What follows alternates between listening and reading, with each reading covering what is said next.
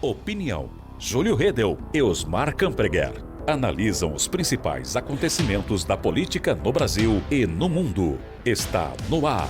Política com Pimenta.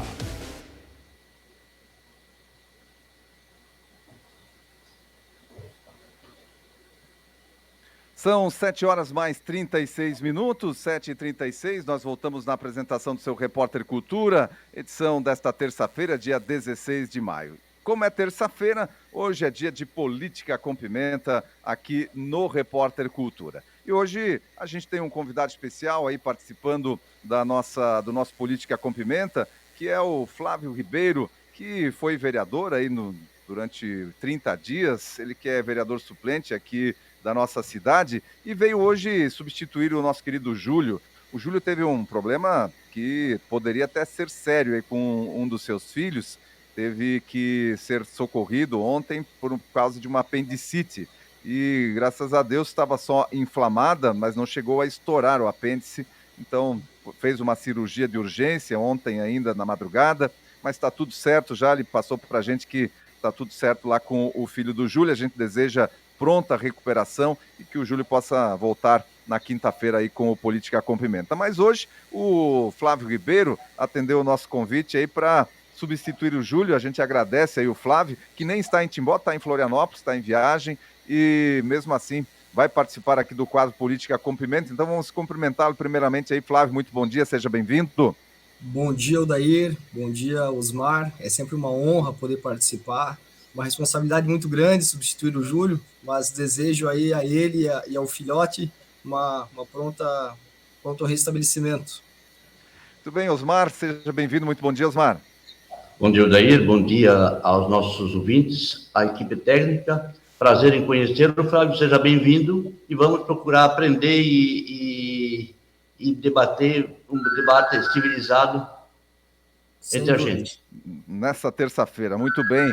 Olha só, gente, nós vamos começar então o nosso debate de hoje, os comentários dos nossos comentaristas de hoje, o Flávio e o Osmar. Então, o primeiro tema que nós temos aqui para a gente debater é a questão da nova política de preços da Petrobras. A Petrobras está anunciando aí que deve estabelecer uma nova política de preços, especialmente para a gasolina e para o óleo diesel, né, que são os itens de maior consumo no país, e que não vai perder aí a paridade com o mercado internacional, que é o que tem sido feito nos últimos tempos.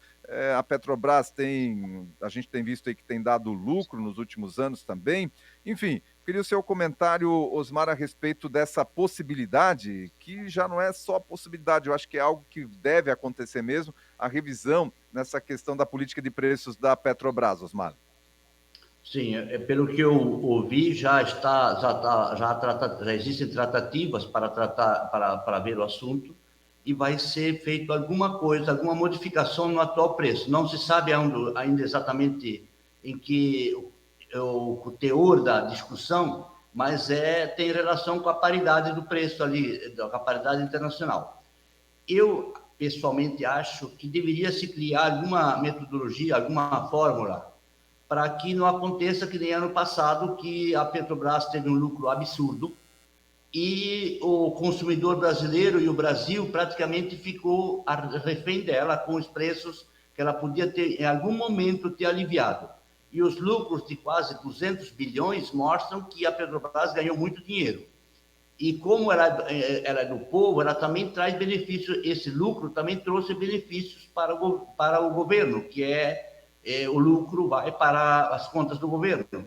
Mas, em compensação, ela é um estímulo à inflação e ela impacta muito no custo de vida das pessoas. Então, ela também desregula a economia. Então, acredito que deveria se criar uma fórmula, talvez existe até o estudo para se fazer um fundo para compensar essas variações exageradas de preço. Deveria ser estudado, talvez, que não é mudar tudo, e não é exatamente isso, mas algumas medidas deveriam ser feitas para, quando essas crises chegarem, ter um colchão para se proteger o consumidor um pouco, porque ano passado, se as coisas continuassem assim, o Brasil ficaria inviável porque a Petrobras, a gasolina, os combustíveis em geral, eles impactam muito no custo de vida e eles inviabilizam a economia do Brasil.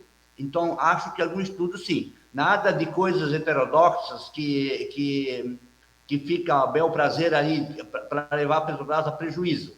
Mas eu acho que precisa ser feito algo, não exatamente para mudar, porque vai chegar um ponto que essa paridade ela vai ser favorável ao povo também, porque a hora que baixar o combustível muito, aí não sei como é que vai ser também para a Petrobras.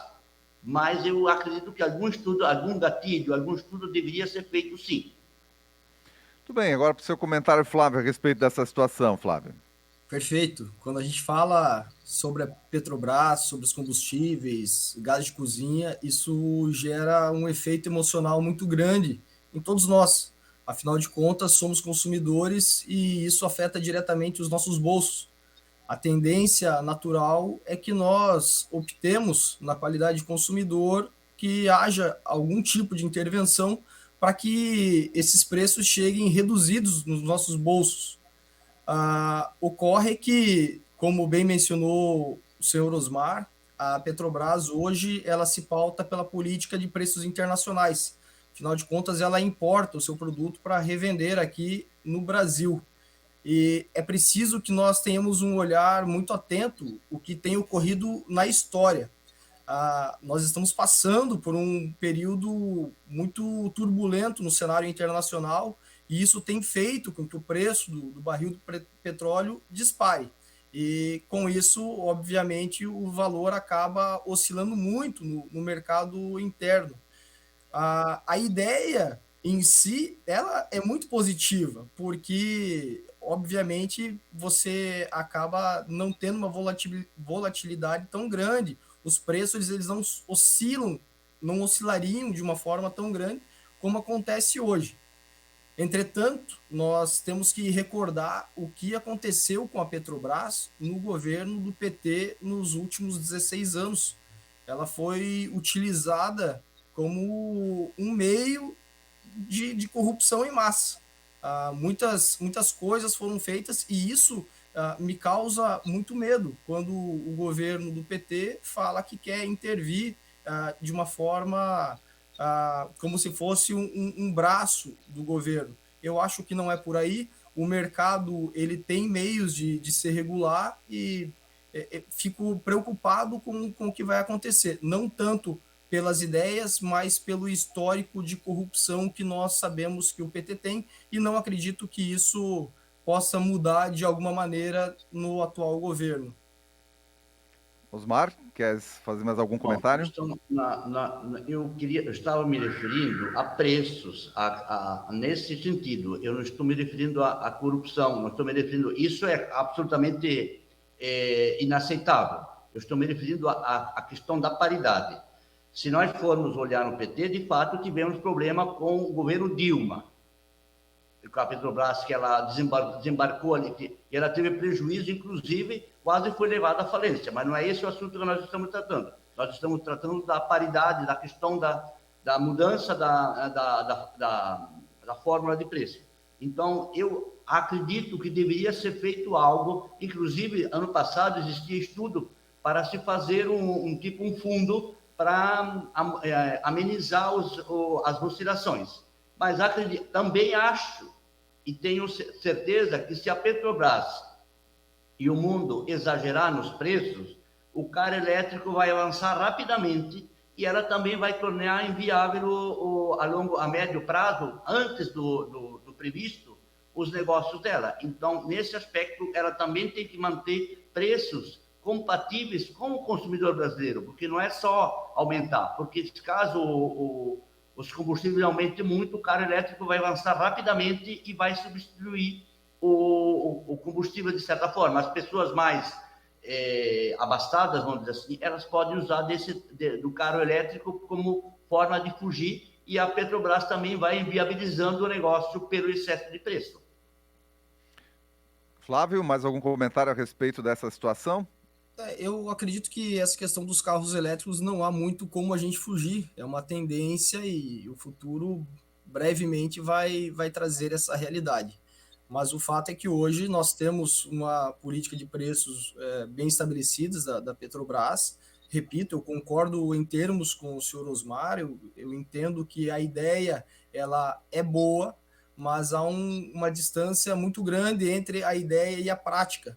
Quando o governo cria subsídios para manter a estabilidade dos preços, isso pode ser muito positivo no curto prazo, mas pode ser extremamente perigoso no médio e no longo prazo, porque vai acarretar uma alta e um descontrole na inflação. E nós sabemos que o descontrole da inflação é a receita para a quebra de um país. Então, não se tem muitas informações de como que, de fato, isso vai acontecer.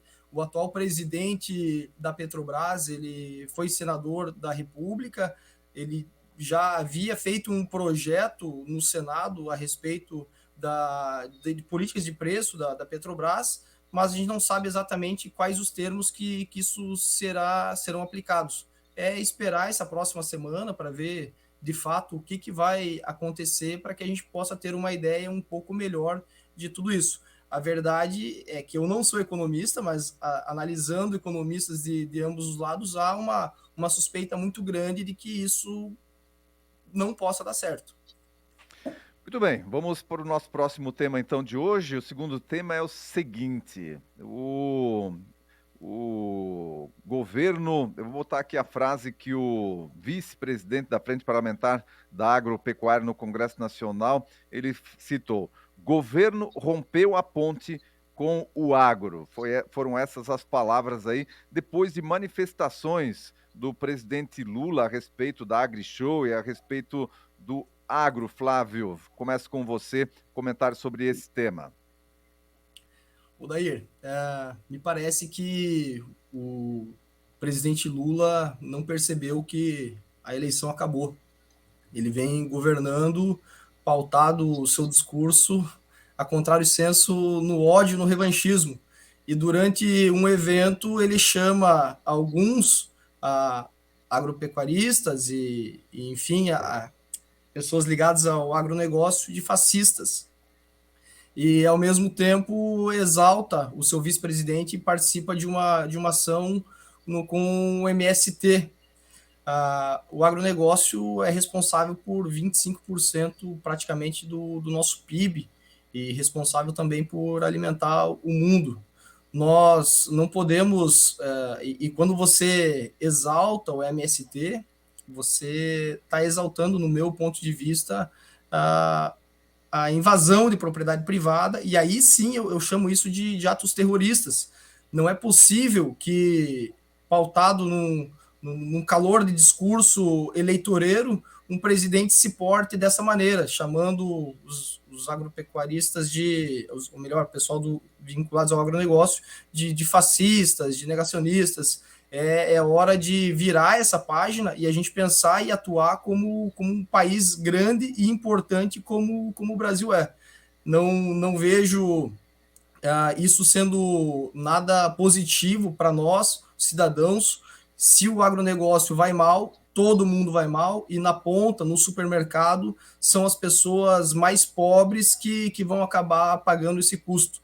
Então está na hora de surgir alguém que faça essa mediação entre o pessoal do agronegócio e o governo federal, porque é bem verdade que o pessoal ligado a esse setor precisa de subsídios para produzir. Então, está na hora de virar esse discurso e entender que uma das molas propulsoras do país é o agronegócio. Osmar, seu comentário. Bom, concordo com as críticas ao presidente, acho um comportamento do presidente inadequado, completamente fora do... O presidente, ele é presidente de todos. Gosta ou não do agronegócio, do MST, ele é presidente de todos. Ele pode ter preferência ou ter gostar de um e não gostar do outro, mas um presidente tem que se comportar como um magistrado e não ofender ninguém e nem depreciar alguém. Essas críticas ao presidente... Parece que, de fato, ele não desceu do palanque ainda, que ele precisa relembrar o governo e precisa tratar uma parte dos negócios como inimigo. Isso é inadequado para o presidente. O presidente tem que tratar todo mundo de forma correta, sem tomar partido ou sem ofender os outros, porque não cabe ao presidente criar atrito, conflito com nenhum setor da economia. Com relação à participação do vice-presidente, também não vejo esse escândalo todo, não tem nada de extraordinário, a participação de um, do outro. Podiam ter participado do AgriShow e também participado do MST, não vejo nada de criminalização quanto a isso.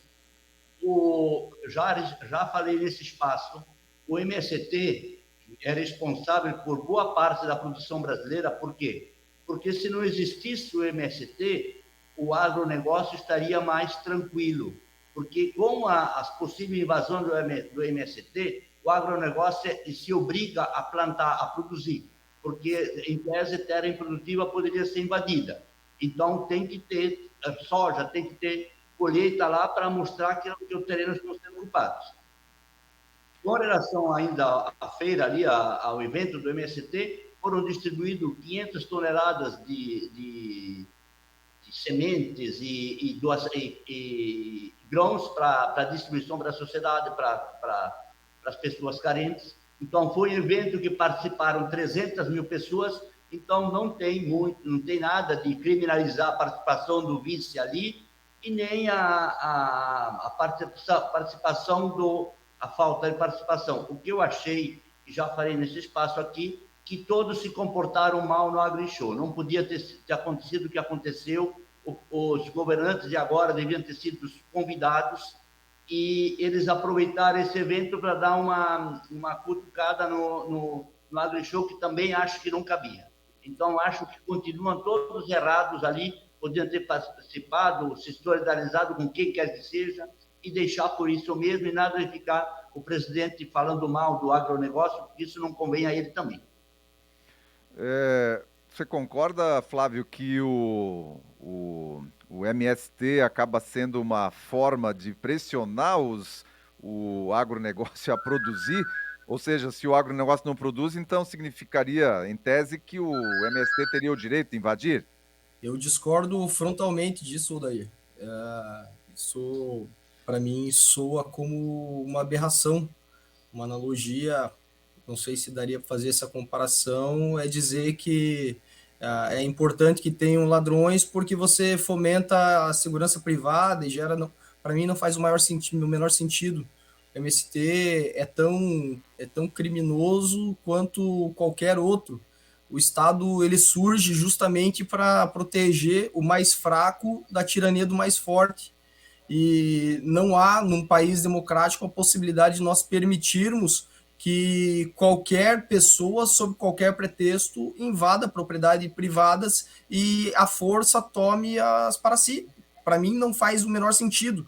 Mas, em contrapartida, não me surpreende esse diálogo do PT com o MST. Afinal de contas, não é novidade para ninguém um áudio vazado aí pelo comandante do PCC dizia que na época do PT eles tinham diálogos cabulosos. O próprio PT, na época da eleição, entrou em uma favela do Rio de Janeiro sem escolta policial e acaba tendo contato com o pessoal do CPX. Então, para mim, na qualidade de policial e pessoa que preza pelas garantias individuais, pelas liberdades, não faz o menor sentido. Também não concordo que o MST seja um grande produtor. Hoje o que produz de arroz orgânico não representa nem 1%. Então, para mim, não faz o menor sentido, não concordo e acho que é até temerário se falar isso, porque as pessoas que talvez nunca tenham estudado sobre o assunto acabam comprando isso como uma verdade e não é. Osmar, algum comentário? Eu preciso responder, porque o meu colega ele relaciona o MST com o PSC, com o PCC, então já não cabe muito, olhando nos seus olhos. Isso ali é muito fantasia, muito coisa. Você relaciona o PCC com o MST, você quer misturar essas coisas, não cabe no discurso aqui. Nós estamos falando do MST e não do PSC, do PCC. Se você ler a Constituição, a terra tem sua função social também. Então, você quer atribuir, quer misturar as coisas, quer enganar o ouvinte, querendo misturar PCC com MST, não, são duas coisas absolutamente distintas.